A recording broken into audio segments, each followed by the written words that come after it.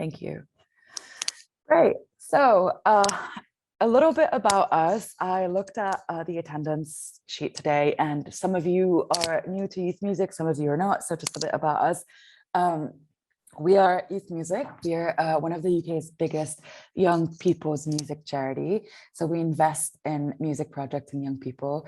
Every year we give out about £10 million to 400 projects, reaching more than 80,000 young people a year. And we really believe that every young person really should have the opportunity to change their life through music. I'm Jana, so I'm a grants and learning officer, for the Southeast and the Southwest. And this is a very dated picture of me. And this is Adam, my co-host, who is our program manager. Adam, do you want to say something? Hi, yeah, also an old picture. I look much less sleep deprived in that picture. My name's Adam. I am program manager at Youth Music. Cool. Hi, Thank everyone. you. Hello.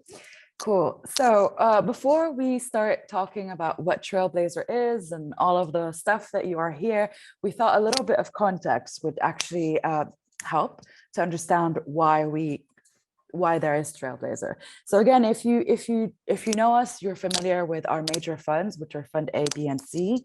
I say major because we do have other funds, so there's no shade to the other funds, but there are longest running funds, yeah, so prior to 2022, we had Fund A, B, and C, but throughout the pandemic, and it's kind of, some of the changes have been a long time coming. Some of them were spurred on by the pandemic. We joined something called IVAR, which is an organization, and they asked us and other funders to pledge basically to making grant making more accessible and more participatory. So we did the pledge. And I've put the principles in the next slide so you can have a bit of a look at them. But it basically means that we would be making our guidance and applications more user-friendly, and that we would be involving the community that gets our funding into the decision-making process and the design of the fund. And we are also closing our, we're also closing our Fund C. Again, for those who are familiar with youth music, you must have heard of it, but our Fund C is our larger grant, and we award up to £160,000 a year. And it's massive grants, and they're for projects that are delivering music activities for young people, but they're also operating on a strategic level. So the aim of Fund C is to basically expand and embed inclusive music making across of England. And you might be familiar with the acronym, which is AMI, or the Alliance of a Musically Inclusive England. We currently have 13 Fund Cs, and their grant has been rolled over for another year. But moving forward, there'll be no longer Fund Cs. And if they want to get sort of investment from youth music, they're going to have to apply to either Trailblazer or another grant called Catalyzer, which I will talk about very briefly in a little bit. So don't worry if you're not familiar with it. So yeah, these are the grant making principles. As you see, it's basically just about making, your life a little bit easier when you're applying and holding one of our grants. And if you want to know who also has made the pledge, you can just go to the IVAR website, and you can see, a lot of really interesting articles and who else made the pledge. So how we did it. So Trailblazer didn't just come to be. It came through a process of consultation and co-design with the young people and with peer consultants who looked over the guidance, the application, the finances, the decision-making, our EDI practices. It came about from reflecting. So like I said before, these are changes that some of them were a long way coming. So as grant makers, we knew what worked and didn't work.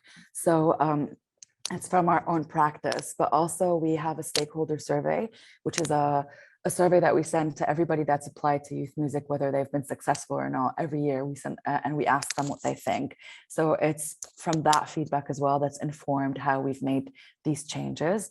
And you might have heard of the Recharge Fund, which was a one-off fund that we opened in January. And we got to try things in real time during that fund. So we tested out new approaches involving different people. So this is how we got to Trailblazer. So what's changed overall? We don't have a Fund A and a Fund B and a Fund C. It's now, oh, sorry. So I saw that spello ages ago and I kept forgetting to fix it. Sorry, but it's now Trailblazer and Catalyzer. And just to, I know, new words. Today we're here to talk about Trailblazer. It has opened, so the round is open and the guidance is already out.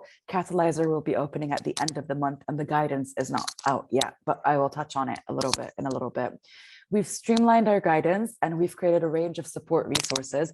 So if you're here, odds are that you've seen the online guidance.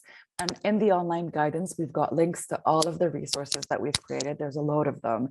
And I would highly encourage you that you go through all of these resources. I know that it can be information overload, but they're there for a reason. They're here to help. They're there to help you, write the best application and develop your practice. And also, if you do have questions and you don't know the answer to something, odds are you can find it in those resources. So I would really encourage you to have a look. We've created a shorter application form, which means that we'll be looking at information that already exists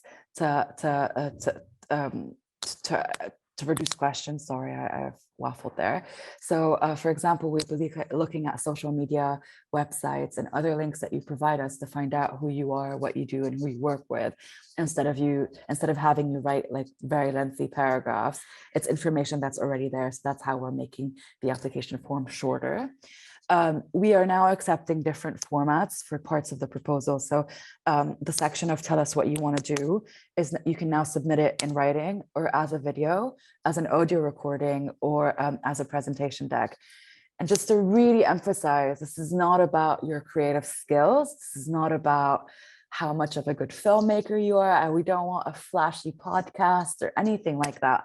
This is just to make the application more accessible. It's about making it, accessible to you. If you're a person that prefers to write, you can write. If you're a person that prefers to show us what you do with images and just like some simple text, you can.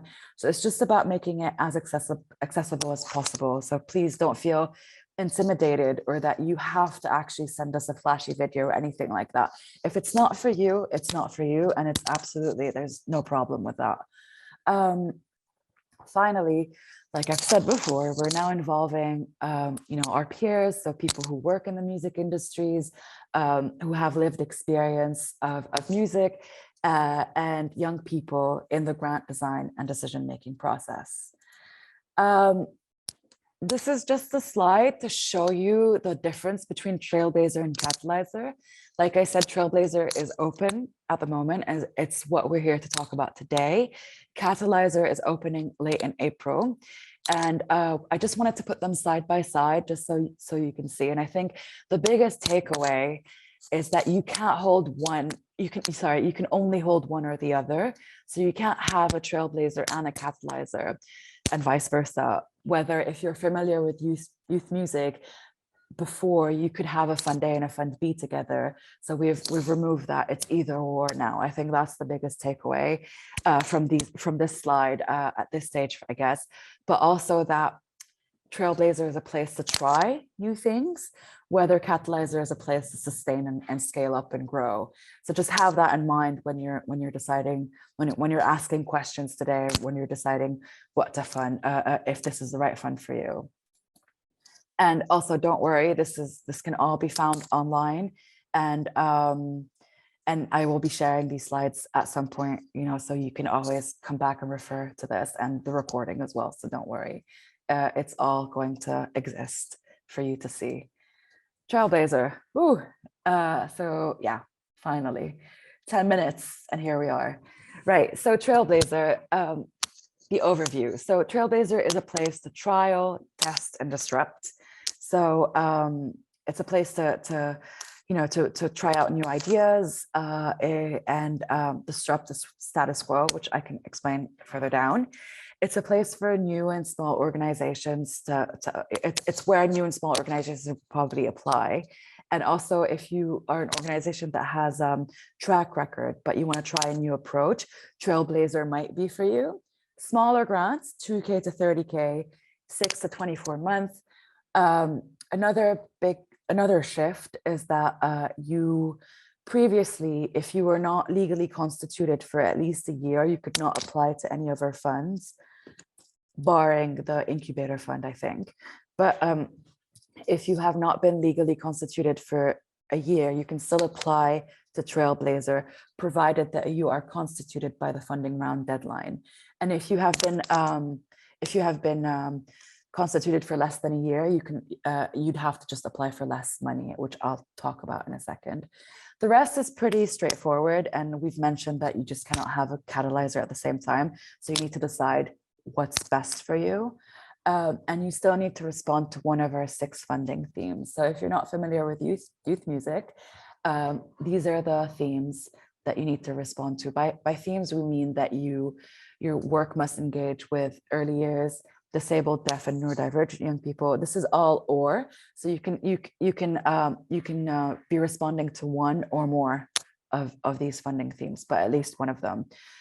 Young people in the youth justice system, young people facing barriers. By barriers, we mean young people, who are rurally isolated. That's a barrier. Young people living in economic deprivation, or have complex mental health and well-being needs. These are all barriers. Young adults, so 18 to 25-year-olds, and work that goes towards supporting your workforce development, projects that go towards supporting your organization and your workforce, if you're obviously working within the music industries. Right, so who you are.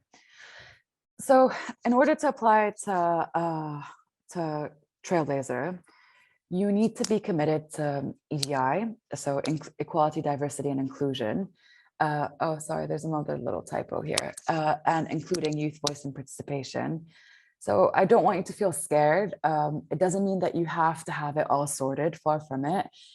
We just want to see that you're committed to reflecting on your practices and making the changes that you need to make to have strong, equality and diversity and inclusion practices. We're here to support you. So we're here to champion you, champion your successes and support you when you are trying new things. So I don't want you to feel that you can't apply to youth music because of that sentence. We also have a really thorough EDI inclusion hub. The link is in the guidance and on our website. So I'd really encourage you to have a look at it as well. Even if you think you're up to speed with all EDI practices, it'd be just always good to have a look and see what's out there. Another thing that you need to be doing is you need to be keen to develop your organization. By that, we mean you need to be open to reflecting on your practices and evaluating your practices. We want you to engage with us and be collaborative. The rest is really standard. So you need to be UK-based, a constituted UK-based organization. We talked about this before. You need to be legally constituted by the time by the time the round closes. And if you have been set up for less than a year, you can still apply, but for a maximum of 15K. You need to have a bank account in the name of your organization. You need to have a set of recent accounts, and you have to have the correct insurance in place and have a live safeguarding policy. By live, we mean we want you to be proactive about about keeping people safe from harm. And there's also a safeguarding hub online, and the link is again in the guidance. So we would encourage you to have a look on there. Current grant holders, don't panic. You can still apply. Again, reminder, cannot apply for a Trailblazer and a catalyzer at the same time, either or. You must be up to date with all of your grant requirements. That means if you have a report that you haven't submitted and it's 6 months delayed, I would recommend you speak to your grants and learning officer and sort that out before you put in an application for something else. And just so we're clear-eyed about everything, you are unlikely to be prioritized. Well, I'm going to say you're less likely to be prioritized for Trailblazer, but that doesn't mean that you shouldn't apply. And I would encourage you to have a conversation with your grants and learning officer, who probably have a little bit more insight. I think I'm going to hand over to Adam now. Adam, are you ready to take over? Yes. Thank you. Thanks, Jana. So I'm going to talk a little bit now about the target organisation, so who we're kind of really particularly hoping to reach through Trailblazer. So there are three bullet points on this slide. So we're looking to reach small organisations who support children and young people to make, learn, or earn in music, or all three. By small organisations, what do we mean? Obviously, that is a broad term. It's a slightly subjective term. As a guide, by small organisations, we mean organisations who have a turnover of less than £500,000 a year, or those who have a small staff team. So they might have no full-time members of staff or no permanent members of staff on their team. And they're also likely to have limited dedicated support to fundraising. So for example, there's no dedicated fundraiser or no team of fundraisers working for the organization. But obviously, you know, it's a slightly broad term, and that's not a definitive definition of what a small organization means. Those who work with children and young people facing barriers, who want to trial a new music offer. And I think really emphasizing that it's about those who work with children and young people who face barriers, and how, you know, specifically young people who face the most significant barriers to making music, and, you know, thinking about organizations who have strategies to reach those young people, and established organizations as well that want to test a new way of working or disrupt the status quo. So thanks, Jana. This is, again, not a definitive list, but some examples of the type of projects that we might expect to receive under Trailblazer. There's more of these on our website, so I'd encourage you to have a look at them, because I think that seeing the examples can really help you decide whether Trailblazer is the right fund for you or not. But again, they're not definitive, they're not exhaustive. I think the most important thing to emphasize is that all Trailblazer projects should have children and young people's voices at center stage. So there's got to be a real emphasis on youth voice and participation, and we really want to invest in organizations who really engage with young people that they work with, and put their young people at the center of the decision-making process. So as we've said before, a project under Trailblazer will be trialing work for the first time, testing a new way of working, or disrupting the status quo, or all three. So some examples of what that might look like: it could be a new organization testing out different ways of supporting nurseries in their area to embed music making into their day-to-day offer. It could be a music education hub lead organization that wants to disrupt the status quo of their local scene by setting up a youth board, and then giving that youth board budget and power to make decisions about how that organization is run. Or it could be an established youth centre that's been up and running for a long time, but has never done music before, and wants to, for example, work with a music making organisation as a partner to bring music making into the centre. As I said, lots more examples on the website, so have a look through those. Thank you. What's important, I think you'll see, hopefully reflected in the application form, but certainly in the way that we're going to be assessing applications, there's a real emphasis on three particular areas. So the first being youth voice. We've already emphasized this quite a lot, but we want to emphasize it more. So we really want to know that young people have co-designed and influenced your work. If you haven't had an opportunity by the time you've submitted your application to consult with and co-design the project with young people, we want to know about the impact they're going to have on the project moving forward once you hopefully get the funding. And as Jana's already said, there's a youth voice hub on the website, which has lots of information, resources, ideas on how you can embed youth voice into your work. Similarly, equality, diversity and inclusion. Jana's already talked about this a little bit. That we really want to be making sure that we invest in organizations that are committed to EDI, and, you know, really reflect the communities and young people that they're looking to serve. And we just think that that's a really essential way of making sure that they're creating inclusive spaces to work with young people. So again, we've got EDI resources on our website, and as Jana said before, you know, you don't need to have all of this completely sorted by the time you apply. But we want to make sure that we're investing in organizations that are on a journey with EDI and are kind of engaging with it actively and thinking about where they're at currently and where they want to get to, how they can improve their EDI practice. And then finally, safeguarding. So it's really essential and important to us that we partner with organizations who are actively working to create safe spaces for young people. So we've got a safeguarding hub you will see when you have come to look at the application form that we ask about your safeguarding policy, and we ask about what that policy includes and what your current priorities are around safeguarding, and really important that you kind of think carefully about your answers to those questions. So budget planning, we have, for those of you that are kind of old hands with youth music application forms, you'll see when you come to the budget section that we've simplified the budget and changed some of the terminology to hopefully make it more clear and more straightforward and more accessible. But generally speaking, you know, there's not too many differences. The key thing is that we now split. So the budget that you'll provide for how you would spend the youth music grant is split between delivery costs and core costs. So the delivery costs will be the costs that you need to run the project specifically. So the wages for the music leaders, hiring the spaces you're going to deliver the project in, any equipment that you need, those kinds of things. The core costs are going to be the kind of broader costs that you are going to be putting into your organization that aren't sort of specifically affiliated to any particular element of this project. So that might be contributions to salaries for people who work for your organization but aren't going to be specifically delivering on this project. It could be, you know, your utilities for your building, those kinds of broader core costs. The main also difference between previous, you know, youth music funds and Trailblazer is that we've removed the cap on core costs.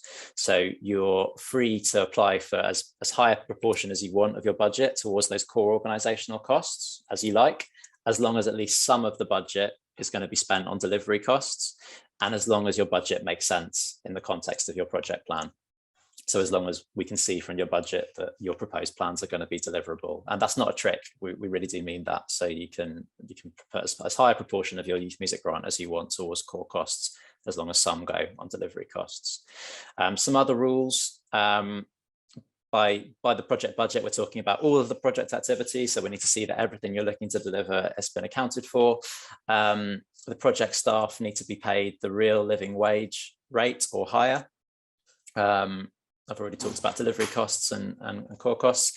At least 10% match funding. So if you're applying for a youth music grant, we need you to have raised match funding from elsewhere on top of your grant request, and that needs to be at 10%. So for example, if you're applying for a £30,000 grant, we will need to see additionally £3,000 in match funding or higher. And of that 10%, at least 5% needs to be in cash. So if that £3,000 in the example I gave, £1,500 needs to be in cash. So that's money that you fundraise from another source.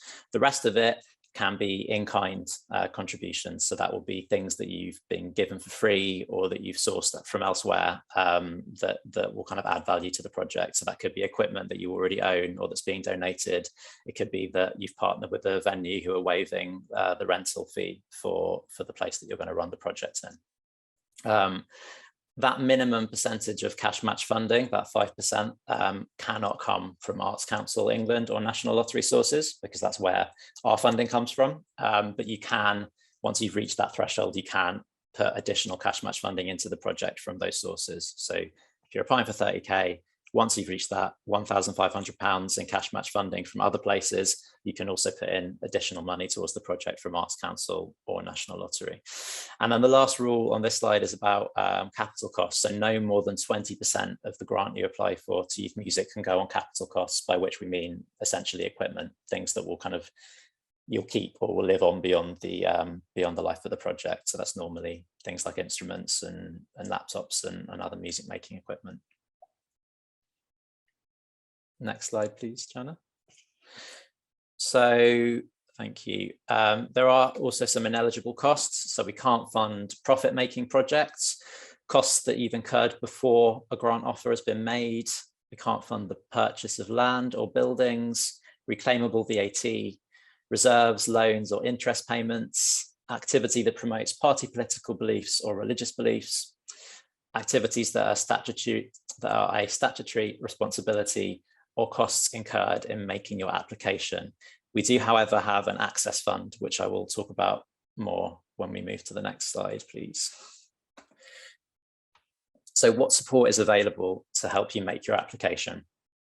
We have a specific Access Fund, which is there to support people who identify as disabled to cover any additional access costs that might be required for you to make an application. So there are disabling barriers that we are aware exist in our application process. So that Access Fund is designed for you to receive additional money to help you, remove those disabling barriers and help you make an application to Youth Music if you identify as disabled. So if that applies to you, on our website, you can find more information about the Access Fund and the application form to apply for funding to help you make an application. We're also a friendly team and very approachable, I hope. So please feel free to get in touch with us. You can email us at grants@youthmusic.org.uk if you've got any questions about an application, or if you want to schedule a call with someone to talk through your ideas. We're very happy to help. The emails will come through to a member of the team and someone will get back to you as soon as possible. However, before that point, I would really encourage you, as Jana said earlier, to have a look at the guidance, read it carefully, and read the resources that we have that are included as links in the guidance and are all on our website. So things like the Inclusion Hub, the Youth Voice Hub, our specific evaluation guidance for Trailblazer, finance and budget assistance. There's the Safeguarding Hub. There's a Youth Music Quality Framework. And yeah, have a look through those documents, because I think a lot of the questions you may have will be answered in those documents, and it will be quicker for you to find them there than to kind of wait for us to get back to you. We will get back to you as soon as we can if you email us, but I would really strongly encourage you to look through stuff before you do get in touch. We will publish our funding priorities prior to each round, so that can help you decide whether it's worth putting an application in that round. So that will be particular areas of the country that we're specifically looking to encourage high quality applications in, because they might be kind of cold spots for us, or particular funding themes that we're looking for more applications in. So it's not that you can't apply if you don't work in those areas, or you're not specifically working with those groups of children or young people, but it's just to kind of help flag where specifically we're really looking to increase levels of high quality applications. And if you're still unsure which fund to apply for, so Jana mentioned Catalyzer, which is launching later this month, and we've got a range of other funds available too. We've designed a fund picker tool, which is a quick, accessible way of helping you decide which fund is best for you. So next steps and headlines. The deadline for Trailblazer is Friday, the 13th of May at 5 p.m. So still a month, just under a month to go. As I said before, you can get in touch with the grants team for support. If you already have a contact at Youth Music because you already have a grant, or you've recently had a grant with us, then you can get in touch with your grants and learning officer directly. And as we've also said, there's guidance, FAQs, and other useful resources all on the Youth Music website for you to have a look through after this presentation. And Jana will be sharing the slides and the video as well. Thanks, Adam. Hi, sorry, I was told that my mic was hitting my necklace earlier. I'm really sorry if you could not hear me very well, but I've removed the necklace since, so I hope it hasn't annoyed you too much, and really sorry about that. Right, so I think we're just gonna have a little break, like a 5-minute break, just to settle ourselves. I'm just gonna post one thing in the chat box. It's a link to the project examples. So we've got a few. I'm just gonna stop sharing as well because it's a little bit distracting me. So I'm gonna post a link to some examples, some project examples in the chat, and you are welcome to have a look at them. It's because we don't have them on our website yet. Adam, I am going to read the questions in the chat, and maybe you and I can sort of like answer them. And then we're going to open it up to questions that are not in the chat. So once we read the questions in the chat, you're welcome to unmute yourself and ask questions.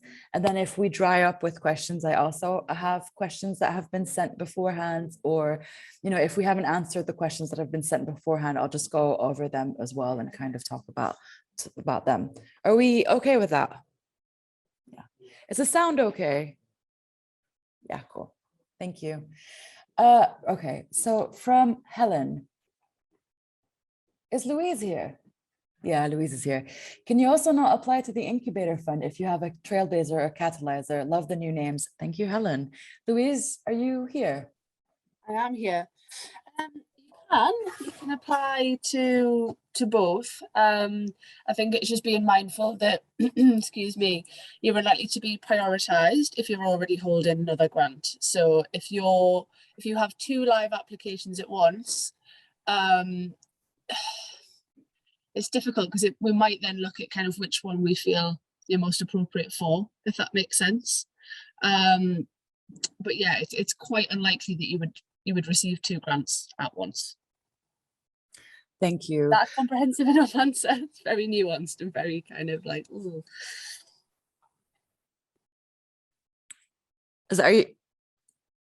Thank you. Thanks, Louise. Louise is leads on the incubator fund stuff. So if you've got questions about incubator, she is your person. Holly asks if local authorities can apply. Yes, you can apply, but because you're not really a small organization, I'm assuming you would need to be testing something new or trialing a new idea or a new way of working. So you would still need to respond to the core objective of Trailblazer, which is to test, trial, and disrupt. Yeah, moving on. Does this rule out using volunteers? Peter, I think, was this in a specific context? I feel, was this when we were talking about the budget? Yeah, this was a bit that went up and said about paying the living wage, at least the living wage to people to start. But our organisation has one part-time paid staff, but mainly it's volunteers. So I just wondering how that affects. Thanks, Peter. Adam, you want to take this? Yeah, it's fine. It's fine if you're using volunteers. You know, obviously we want to see that you're kind of looking after the volunteers that you work with and that they're kind of supported as well. But lots of organisations, the youth music funds will have volunteers doing some of the work alongside paying members of staff, and that's fine. Yeah, that's not a problem. And you can also include volunteers' time as part of your in-kind match funding as well. Thank you. Thank you. Follow up to that. We have mentors from Louisa. We have mentors that donate their time. Does this equate to match funding? It equates to in-kind match funding. Yes. So donated time is in-kind match funding, which is something we still need, right, Adam? Yes. Well, you need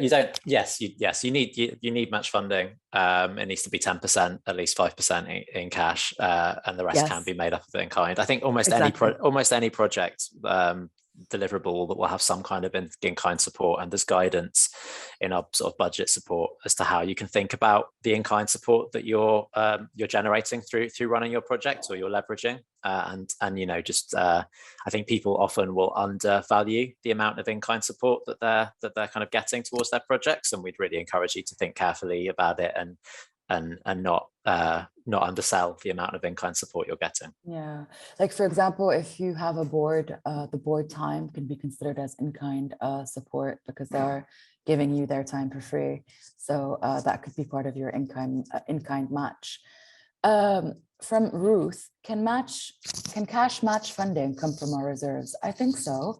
So you can be so if you weren't successful with fundraising or you have the reserves for it, you can definitely use your own money to fund part of the project. So yes. Another question from Louisa. We facilitate music production video support. Will this be considered, or is it simply music itself and not the music industries in general? Sorry, that was a bit staggered. I think I know what you mean. And yes, when we talk about music, we do talk about music industries, and we have a sort of broad understanding of what music industries are. So if you are making music videos, I don't know what video support is. Louisa, if you wanna. Sorry, it wasn't very clear. No worries. We're working with Kevin Hudson and the Motionists. So he's one of the leading music video producers. So in the background, we've got BMG and Sony. And we've got a young person at the moment that's receiving mentoring and lift experience at the moment with a possibility of going on to paid job. And that is in music video production. So that's working with people like Wretch 32, Professor Green, Big Nasty, lots of different people but that is obviously it's music video, so we can include that. We're looking to develop that program that we've got running. So it's we've got one young person doing that at the moment, and we're looking to expand that to more young people being able to do that. Adam, yeah, sorry. Yeah, no, that I think potentially we might need to have a longer conversation if you want to talk about the specifics of your project, but from a broad eligibility perspective, definitely, like if you're doing music video production as part of a Trailblazer project, that's eligible. Sorry, so just sorry to bolt onto that. Obviously, we've also got a young photographer that's doing music videos, and she's got an exhibition. Music photography, and she's going to have an exhibition that is music artist based. So would that be something you may consider as well? Yes. So if you're running a project and the work that you're doing with the young people is to do with the music industry, but it isn't necessarily specifically all related to being in a studio making new music, but you're kind of creating music videos, there's music photography, music journalism going on as part of the project, all of those would be eligible costs. As would, doing training young people in radio production, podcast production, all of those things as well. We're very kind of broad in what we mean by music making activity. It's anything that kind of relates to music and the music industries.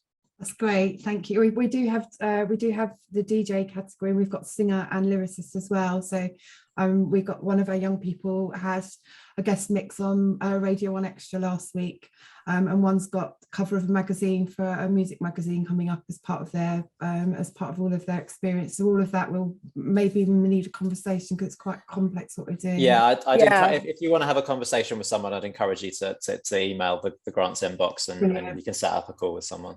Lovely, thank you. Thanks. Thank you, Louisa. Emily, similar to that. Oh, sorry. Also, someone had a house fire. Are you safe? Okay, cool. Sorry about that. Scary. You're good. Very cute. But I just had a quick question because obviously this is Youth Music. You're based in England. And my question is, we do a lot of work in Scotland at the moment, but we do work with artists from England, mostly though to transport them to Scotland to perform at the festival, and also like other things that they do while they're up there. But my question is, would a team which is mostly based in Scotland be able to work with you or get this funding? So I'm just going to jump in. Wait, Nico's gone. Nico's back. Okay, so if you are a organization working in Scotland and you're based in Scotland, you're not eligible for Trailblazer or Catalyzer. However, you are eligible for the Incubator Fund, and I don't know, it sounds like maybe you have an Incubator Fund project on your hands, and I would encourage you to look at that guidance and see if what you're doing works for that. I have two more questions off of go for it. What is the maximum limit on the Incubator Fund that's available for? I'm just gonna call on our resident Incubator Fund person. Louise, I'm sorry to put you on the spot, but A, are you here? B, are you happy to answer these questions? And let's keep it short because we want to keep it on Trailblazer, please. Lou? Sorry, I just spent about 5 minutes trying to find the mute button. I'm gonna drop my email address in the chat. So if anyone has any specific Incubator Fund questions, because I don't want to dominate this chat, but it's £30,000 is the maximum you can apply for. But yeah, 30K. So the same as this one. I'm gonna put my email address in the chat. And like I say, anybody who's got Incubator specific questions can email me after this. Super. Thank you so much. One more question. Sorry, the last question. This might not be over yet. My final question is, how many Black and ethnic minority people are involved in your decision-making processes? Wow, so I do not have that number at hand, but it's a really interesting, we try to be accountable to what we do and what we say. So we would be publishing sort of reports, I guess. Adam has been here longer than I have. The reports are after the fact. I'm just wondering, like, in the process, are we involving Black and ethnic minority people? Yeah, of course we would be, because we want to be inclusive, and EDI is something that we really find important. It's not something that we just say, it's something that we actually do. The one stat that I do know at the top of my head, just because I'm on the EDI steering group and so is Adam, is that, for example, Youth Music in 2017 was a majority white organization. And as of 2022, I think over Adam, well, I don't know the stat over my head, over the top of my head, obviously, I think maybe 80 or 90% global majority now. Adam, do you remember that stat? No, I don't remember the stat, Jana. I can't. I'm sorry, but I think that maybe the kind of broader point that Jana is kind of making and alluding to here is that we as an organisation are on a journey around EDI ourselves, and we try and be open and transparent about that.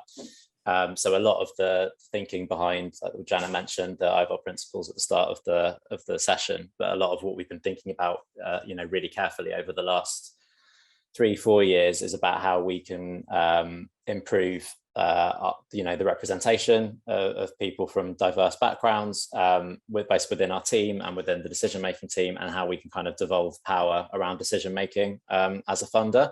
So part of the reason why we won't be able to answer that question is that we're going to be engaging more with external people and involving them in the decision-making process as part of the Trailblazer Fund. So that will change from round to round, that we're not necessarily going to be working with the same group of people each round. We're also going to have a youth advisory board who are going to be involved in the decision-making process for Trailblazer. So ultimately that means that there's going to be groups of people looking at applications and helping us make decisions in each round, and that's going to be a kind of flexible process. But as for right now, there's no figure, like you can't tell me it's one. No, we don't have a figure because some of it has happened and some of it is going to happen. So we're not at and anything I would tell you right now would be wildly incorrect, because we've all been involved in different stages of the project. So what I would know would not necessarily be true. But Nico, I would really want to continue engaging with you about this. So please write to me or Adam or anyone, and we really want to keep the conversation alive. So I thank you. Thank you. I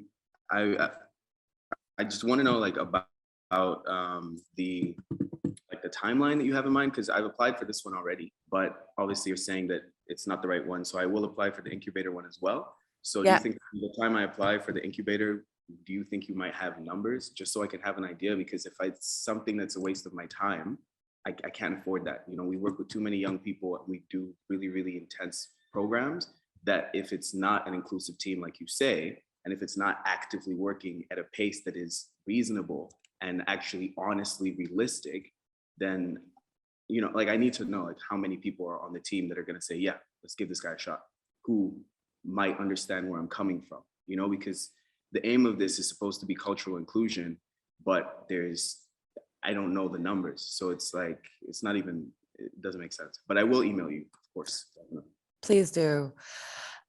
Just to answer part of your question, the turnaround usually is 3 months. So from the application deadline to the notification. So when we let you know, and again, I think we need to look at your project in a little bit more depth to understand sort of what's better. And we don't give answers basically as applications come in. We'll wait for a round to be closed, and then we'll look at all of the applications together, and then we'll make a final decision, and then we'll inform people. So it's not on a rolling basis. So we can't pick out your application right now and look at it and say he's got it or he hasn't got it.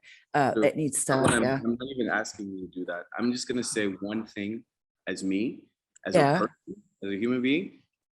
I hope that eventually you can say, we're going to make the lead, the final decision maker on this, a person of the Black and ethnic minority community that is not white passing, or that is not necessarily native to Scotland, who's, you know what I mean? Because we need to be real. People are going through really, really serious stuff. And if you don't have figures for my generation, young people who are trying to do something and don't even have the ability, because we haven't been in this industry for a long time. It's as long as some of the people who are here, 50, 60, 80, we haven't been doing this for long. And we are only starting to get our opportunities, So you need to know those figures because they matter to us, they matter to me, they matter to the team. But that's all I can say. I think this fire is still crazy, so I need to go. All right. You really have a beautiful day. And thank you. Yeah, enjoy. Yeah, just email us, please. I will definitely email. Thank you. Right. Moving, moving on to, sorry, I realize that messages are piling up and I'm still at the middle of them. Can you send me a link to the, from Robin, can you send me a link to the specific regional geographical priorities? It is in the guidance, Robin. So if you have seen the PDF, there is a link to it straight away. But maybe one of my colleagues can post it while we're talking. Another one from Julia as well. To the priority areas, do you mean the funding themes or the regional priority areas? So that link, I would recommend that you bookmark it, because every round will update it. For example, I'm just talking random words, but for example, the next round, we would want to prioritize applications from the Northeast, working with early years, within the early years. Yeah. So maybe bookmark it and then look at it before each round, because we will be updating, and I ask that a colleague posts it. Is that what you meant, Julia B? Julia B. I'm sorry. I meant, yes, I meant the geographical one as well. It was exactly the same question as the previous person. Great. Thank you. You're welcome. Does the match funding have to be already secured by the time of the application? Manny, no, it doesn't. It can be unconfirmed match funding. You can say, we've applied to, I don't know, the Lloyd's Foundation for £2,000. Or am I incorrect, Adam? At least, well, yeah, go for it. Sorry, Jana. I was getting a direct message from someone and it distracted me momentarily. What was the question? I'm really sorry. No worries. Does the match funding need to be already secured by the time of the application? I said no. No, it doesn't. Yeah, great. From Gail, you've talked about small new organizations as likely successful candidates, but I think your examples include a music education hub. They're not small or new. So what are the conditions for a larger organization successfully applying? Thanks, Gail. Yeah, absolutely. You're right. Music hubs are not small, neither new. We want to see them, for example, if you are a larger organization or an organization that has a track record, we would want to see you coming into Trailblazer for something new, a new approach, trying out an innovative technology, or these are all examples, and there's a myriad more.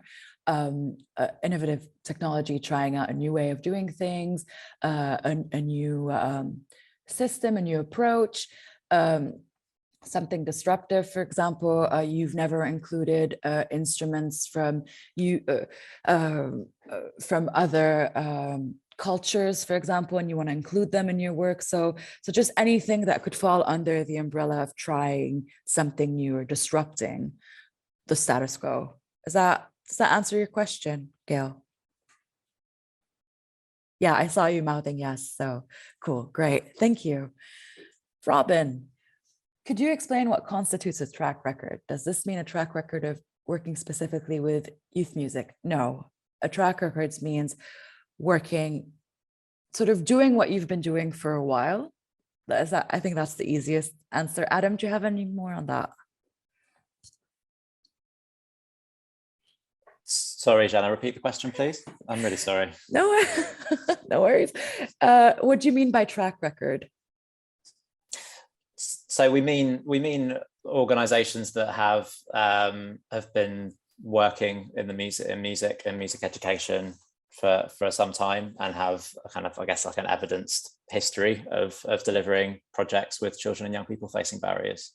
Yeah, it doesn't, you don't need to be, you can be new to youth music specifically, but not music for young people, if that makes sense. God, 22 new messages. I hope we have time to cover them all. Louisa, it sounds like you might be well suited to the Incubator Fund. Okay, I don't know if you saw the message, Louisa, but Louise says that you might be suited. Oh yes, you did see it. Then we have Louise's email. Then Benjamin asks, can just say we're a Black-led organization, particularly supporting young Black cultures, and have a great support from youth music. So oh, thank you. I don't think, God, I forgot their name already. Nico saw this, but thanks for that, Ben. Robin says, got it. Blah, conversations. Sorry, this is like elevator music. Quick cue, is Yorkshire Northeast? Oh God, Louise? Adam? Yorkshire is its own region, Yorkshire and the Humber. As you can tell, I'm not from England, so it's not a question for me, sorry. Yeah, Sorry, just to chime in. So we have a specific pot of money for Yorkshire, which we count as sort of North Yorkshire down to Sheffield-ish, Doncaster, Sheffield way. Yeah, you northeast, Geordie accent gives it away. Teesside up to well, Scotland. Thank you. Paulette says, I've had a really good experience with youth music funding. I have a disability and your support has helped me. Thank you, Paulette.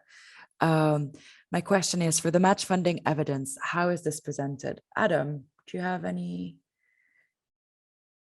So we won't necessarily ask you to evidence your match funding. That will be, that we may ask you to do that. And generally, we would usually only ask, we'd be more likely to ask for evidence of your cash match funding. And in that case, it would be evidence of the funding. If you've received funding from another funder, that could be your funding agreement, or kind of a grant offer email or letter from that funder. Or it could be kind of letters, sort of signed on headed paper from partner organisations sort of outlining their contributions, or it could be a bank statement with the partnership funding clearly entering your account. But yeah, that's one of the changes we're making with Trailblazer. We won't always ask for evidence of match funding, but we may do. Thanks, Adam. I have skipped a question from Emily. We already have a Fund B and are interested in applying for the Catalyzer Fund. What's Asia posted this? I guess, can you apply for Catalyzer if you have a Fund B? Yes, you can. It depends. I mean, yes, you can. I mean, if your Fund B just started, then don't apply for Catalyzer. We'd recommend that you're towards the end of your project before applying for another fund. Adam, do you have anything else to add? You seem happy with that. Yeah, I'm happy with that. Cool. And thank you, Manny, for seconding what Benjamin said. It's really nice. Thank you. We're glad we're doing something well. And yeah, so that's nice. Steph, sorry if this is listed. When will the next round of Trailblazer open? So all of this is on our website. And if any of my colleagues are here, if you can just post them in the chat box, that'd be really helpful. But they are on the website in the I Need Funding section. You should be able to see the list of the rounds that are upcoming. So you can plan ahead and be strategic with your applications. I'm glad it was useful, Leslie. Thank you for coming. Paulette, thank you for the thank you. James, I'm excited about the potential of Trailblazer, but does this change in funding format mean that tried and tested ongoing approaches to successful work with young people will not be prioritized by youth music? No, James, that means Trailblazer is probably not the fund for you, and Catalyzer is the right fund for you, because Catalyzer is about sustaining and about growing and about upscaling. So probably not Trailblazer for anything that you have tried and tested and that you just want to keep doing. That would be Catalyzer. I hope that answers your question. Did I get that? Do you have any follow-up to it, James? No. Cool. Oh, thanks, Ben. Thank you for your thanks. Oh, and James, I just saw it. Yeah. Okay, cool. So we don't have any more questions on the chat. Where? Can you still hear me? Oh, you just can't hear me. Sorry, my colleague can't hear me. We don't have any more questions in the chat. Does anyone want to raise their hand or just like unmute and ask a question?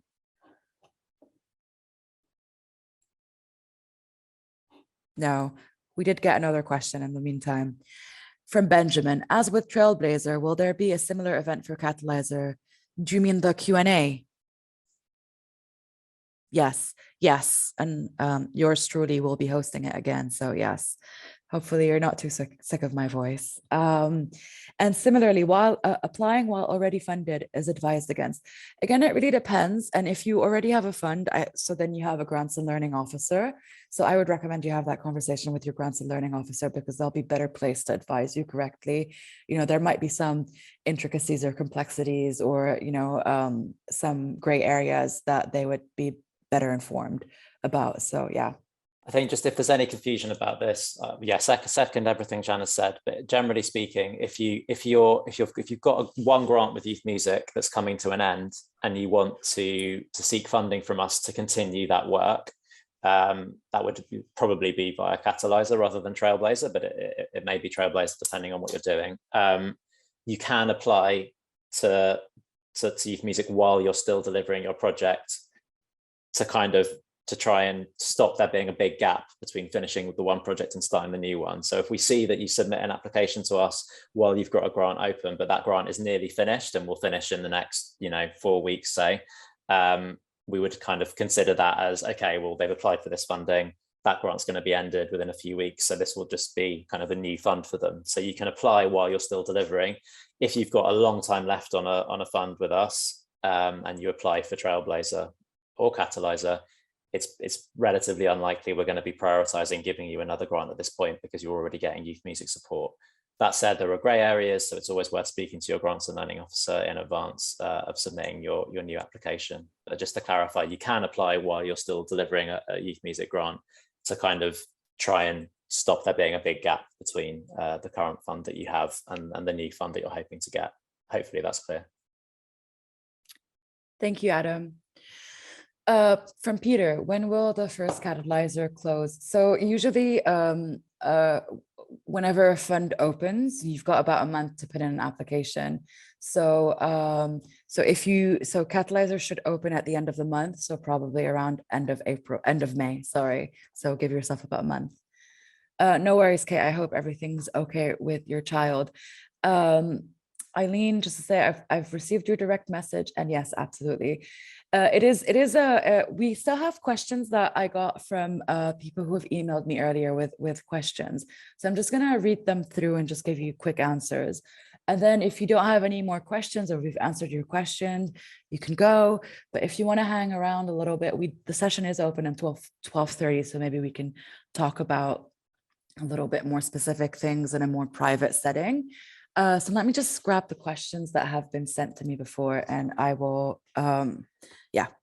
So can we put together a program combining more than one of your themes? Yes, absolutely. You need to you at least respond to one theme, but it could be one or more. So it could be disabled young people and young people facing barriers, or whichever combination works for you. How long a period is a startup? Is it, it's like, Adam, I think you are familiar with this question. I don't quite understand it. Do you mind just dealing with it? Sorry. Do you mind responding?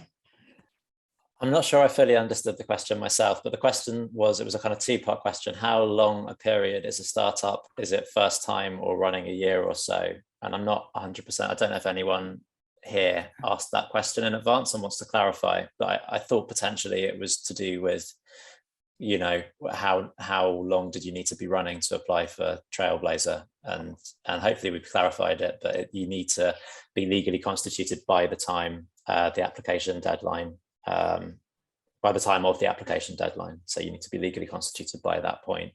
If you are only legally constituted for less than a year by the time of the application deadline, then the limit that you can apply for is £15,000. But hopefully that answers the question. If not, and whoever asked that question is here, please do write in the chat or put your hand up. Thank you, Adam. Is this open to a statutory organization? I think we've answered this question before, and just to repeat, yes, it is, but you obviously need to be responding to Trailblazer themes. So you need to be trying out something new, testing a new idea, disrupting the status quo. Hopefully there are examples in the link that we sent earlier around that, so you can kind of inform your offer. As a newly formed CIC, can we apply as we have no trading history? Yeah, I think Adam just answered a similar question, so yes. A person asked about being a multidisciplinary artist and if they themselves can apply. And it's just to be clear that we don't accept sole trading. People who are individuals and sole traders cannot apply to Trailblazer. You need to be an organization. So unfortunately, as an artist, probably not, you can't really apply, but we would encourage you to maybe partner with an organization that's delivering work, and you can be you can deliver with that organization. 4 very quick question. Dates for future applications, they're online. How many rounds per year? 3. And how long until you hear results after making an application? So we don't review applications as they come. You have to wait until the round has closed.